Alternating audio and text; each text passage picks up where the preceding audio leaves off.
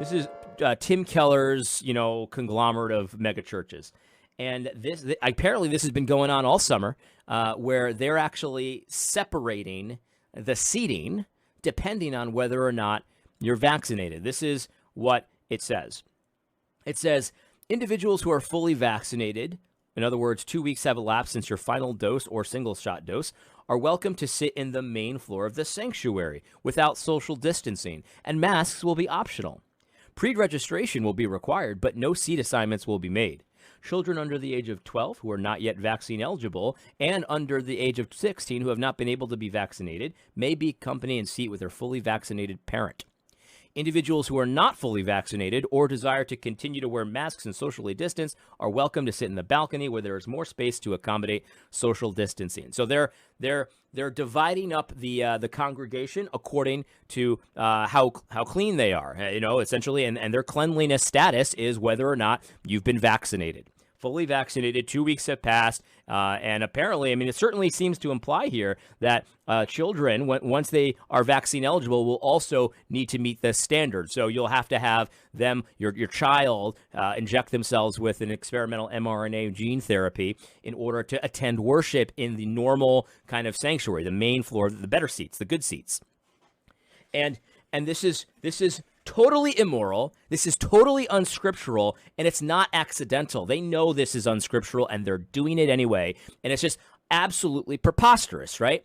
It's preposterous to divide up the body like this, according to things that God never commanded. He never commanded you to divide the church up like this. And it's saying, they're using the honor system, so they're self-reporting. And it's like, that doesn't make it okay, right? That doesn't make it okay. This is evil. This is wicked. You can't do this to the congregation, the assembly of Jesus Christ. That is not your assembly to decide what to do.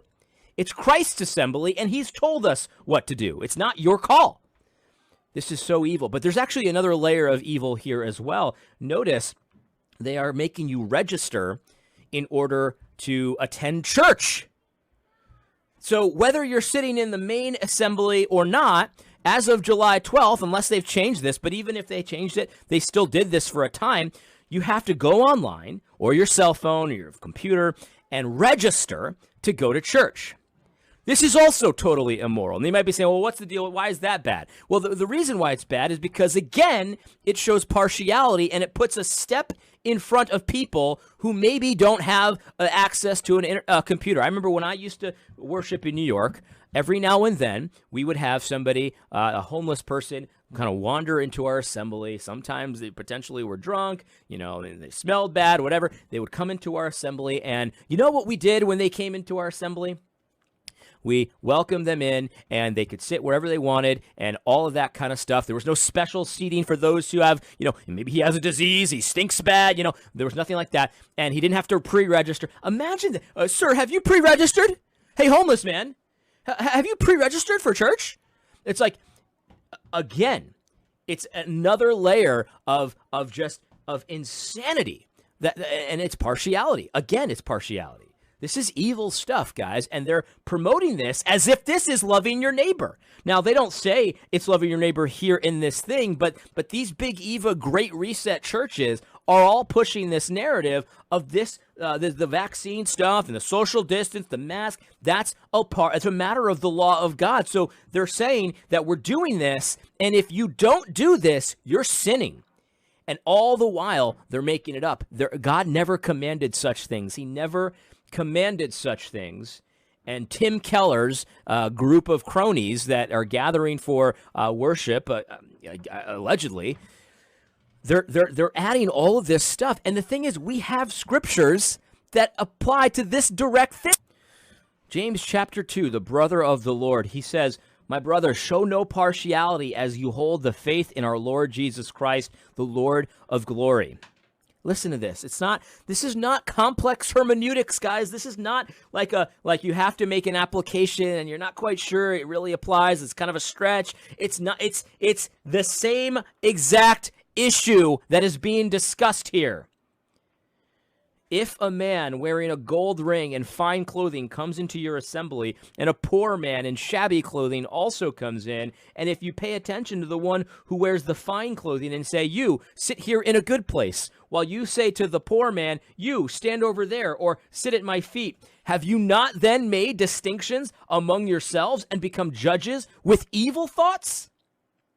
Listen, my beloved brothers, has not God chosen those who are poor in the world to be rich in faith and heirs of the kingdom, which he has promised to those who love him? But you have dishonored the poor man. Are not the rich the ones who oppress you, the ones who drag you into their court? Are they not the ones who blaspheme the honorable name by which you are called? Guys, this is so easy.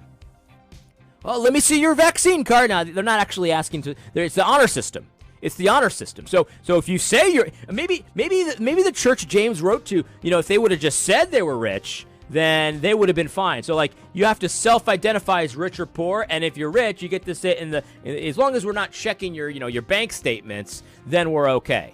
Like that doesn't make it okay. They've got a section, the good seats are for those who have been fully vaccinated or are loving their neighbor as themselves, and then the balcony seats are for those heathens that are like barely Christian and they're not loving their neighbor, they're not getting the vaccine. Oh, by the way, either way, you have to be rich enough to register for church ahead of time. If you're homeless and shabby clothing, you don't own an iPhone. I mean, how much of a barbarian can you be? You don't own an iPhone. Well, I'm sorry, but you can't register. You can't register, so you can't come. It's just so evil.